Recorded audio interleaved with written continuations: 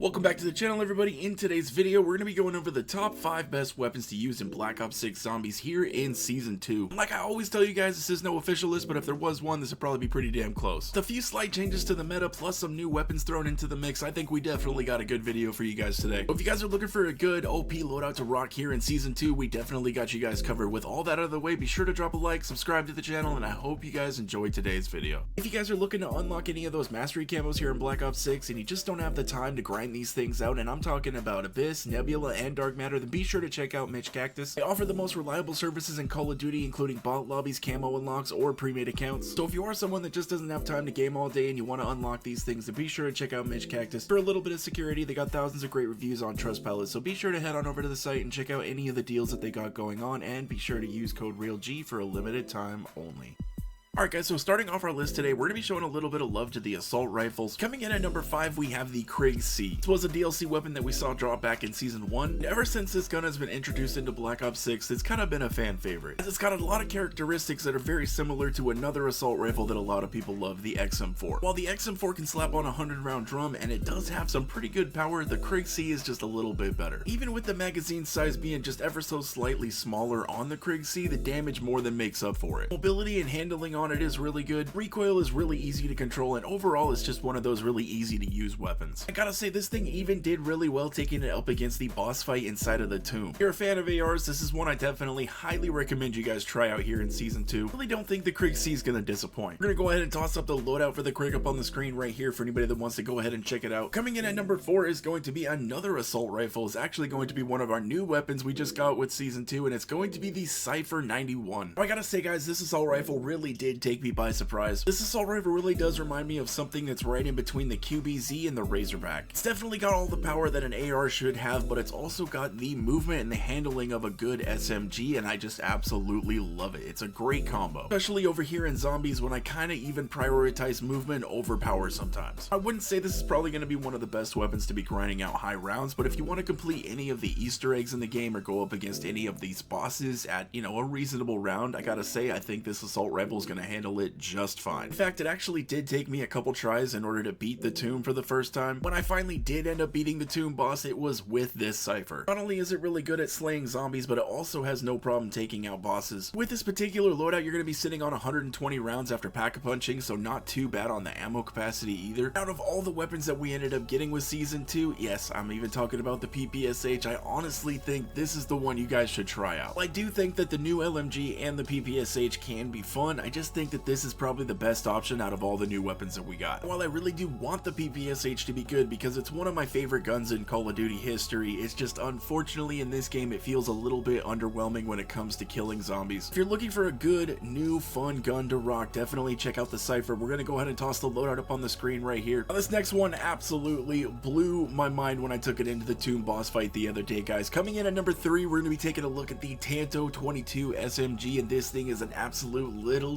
demon. I know what some of you may be thinking, the fire rate on that SMG, isn't it just a little bit slow? Yes it is, but I'm telling you right now, it hits like an absolute truck. Almost nothing can stand in this little SMG's way. Well, this is even one of the weapons that you can go without upgrading this thing at all. You can take it all the way almost up to round 20 without even touching the thing with a single upgrade, and it'll still be killing zombies just fine. If you guys do want to get that Dark Ops challenge done where you don't leave the spawn room until round 15, I would highly recommend using the Tanto 22. This was the weapon that I used to get it done. Plus I ended up doing it on Liberty Falls without an upgrade machine in the room, plus with an abomination spawning in on me. Out of all the weapons that I've tested against the tomb boss so far, besides one, this little SMG was putting out the most damage out of all the other guns, doing almost 1300 damage per shot. We were just absolutely shredding through this artifact. This really did surprise me because before coming in here I was actually advised against using SMGs. Strangely enough, come to find out after running through multiple weapons, this is one of the absolute best weapons you can bring into this boss fight. Hands down, been one of my absolute favorite weapons since the launch of Black Ops 6. If you guys haven't tried out the Tanto in a while, or you just haven't used it yet, I definitely recommend you try out this one. Go ahead and toss the loadout up on the screen for the Tanto right here for anybody that wants to go ahead and check it out. Now coming in at number 2, probably not a big surprise to anybody, we have the GS45 pistols. These things have been somewhat meta ever since the launch of Black Ops 6, and I really don't see that changing anytime soon. I do believe the reasoning behind this is that Treyarch wants the Sally and Forth, or the Mustang and Sallies, to remain iconic. Way when some people end up deciding to return to the game game some odd time down the road. That way these things are still going to be the same way they were when they left them. Just imagine if one day you went back to Black Ops 1 and the Mustang and Sally's just were completely nerfed into the ground and didn't do anything. You could really apply that same logic to Black Ops 6, where there were so many people that were really happy to see these pistols returning with the explosive bullets after pack-a-punching. I really don't think Treyarch is actually willing to ruin that nostalgia for people. Now on the other side of this, Treyarch has also been making the bosses that they're introducing into the game lately not take any explosive damage, which just makes these things kind of useless. Well, if you're running on the two most recent maps, which would be Citadel or the Tomb, and if you're wanting to go after the main Easter egg or defeat the boss, you're not really going to want to be rocking these things. So I think that bumps them down ever so slightly, but they are still the #1 best weapon to use in the game that's not a wonder weapon to take you to high rounds. For that alone, I do still think it deserves the #2 spot on this list. And I know some people might have seen this one coming, but coming in at our #1 spot, reclaiming the #1 spot I should say, we have the ASG shotgun. Especially when you pair it with the Dragon's Breath rounds, this thing not only just absolutely eats through zombies, but it tears through bosses as well, especially the Tomb boss. This is the #1 weapon you guys are going to want to use if you're coming in to take on this Tomb boss, especially for my solo players. Now I know what some of you guys may be thinking, didn't the ASG just catch a nerf not that long ago? And it honestly did. The nerf really didn't affect the gun too much, it just really affects it during the early stages of upgrading. Before you get this shotgun pack-a-punched or you get a couple of good rarities on it, it's not going to feel the greatest. I'm telling you guys right now, after you get this thing pack-a-punched with a few good rarities, this shotgun is amazing. #1 for the ammo mod, you're definitely going to want to be rocking the Dragon's Breath because this shotgun automatically gets rapid fire applied once you pack-a-punch. You will be basically ending up with both of the ammo mods anyways. Another cool thing about having the Dragon's Breath is that you can apply other ammo mods to it, and not only will you still be doing the ticking fire damage, but you'll also be doing the damage from whatever ammo mods you put on. When it comes down to ease of use, I really don't think it can get any better than this. With this shotgun, you really don't even have to aim. You can just hip fire this thing and just spam that trigger absolutely as fast as you can. Almost anything in front of you is going to instantly die, with the exception of the occasional amalgam that just absolutely refuses. But if you are a newer player to zombies or to Black Ops 6, I would definitely highly recommend this be one of the first guns that you guys try out, just because it is incredibly easy to use. And just the sheer power difference that you'll notice and feel once you end up pack-a-punching is honestly insane. There's only one boss in this game that I really don't recommend you take the ASG up against, and that is going to be the Guardian from Citadel. If you're taking on Patient 13 from Terminus, or if you're taking on the Artifact from the Tomb, or if you're doing the Easter egg in Liberty Falls, the ASG will handle any of these hands down really easy. Now, I will fully admit I did kind of move away from this shotgun quite a bit during Season 1, but here in Season 2 I've been finding myself coming back to this shotgun all the time, and I'm absolutely loving it. I'm gonna go ahead and toss up the loadout for the ASG up on the screen right here for anybody that wants to go ahead and check it out. Please let me know down in the comment section what you guys are thinking about this list. Is there any guns that you think should have made the list? You never know, I do like to update these with every major update, so your suggestion may end up making the next video. But with that, we're gonna go ahead and wrap things up. Drop a like on the video if you guys enjoyed, subscribe to the channel if anybody is new. I hope you guys have a wonderful rest of your day, and I will catch you